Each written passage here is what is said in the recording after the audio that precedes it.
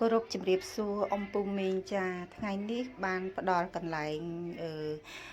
រៃអង្គាសចាបងប្អូនជូនបងប្អូនដែលធ្វើមូលធិរៃអង្គាសដើម្បីយកថវិកានិងគ្រឿងឧបភោគទាំងឡាយដើម្បីយកទៅជូនបងកងទ័ពនិងជនភៀសសឹកបងប្អូនចាគាត់សប្បាយចិត្តដោយសារគាត់សុំកន្លែងខ្ញុំនឹងដាក់តុ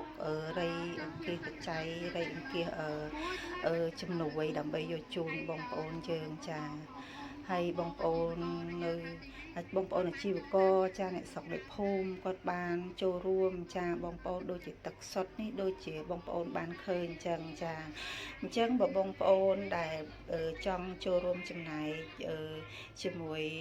យើងខ្ញុំចាឬក៏ជាមួយបងប្អូនដើម្បីយកទៅជួយបងកងទ័ពនិងជនភៀសសឹកបងប្អូនអាចចូលរួមបានណាបងប្អូនចា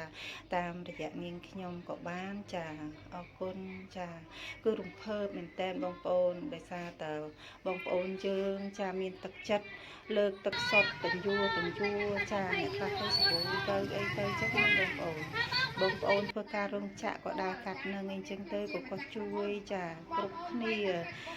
សប្បាយចិត្តចាខ្មែរជួយខ្មែរចាបងប្អូនអរគុណបងប្អូន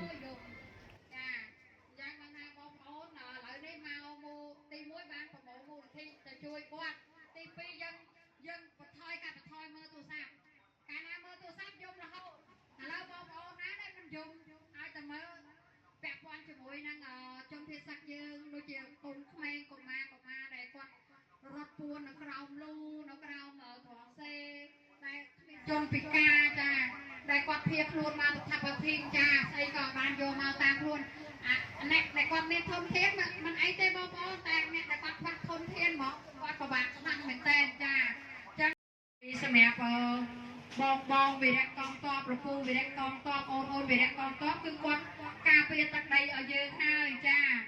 ចឹងគាត់រកសន្តិភាពឲ្យយើងហើយ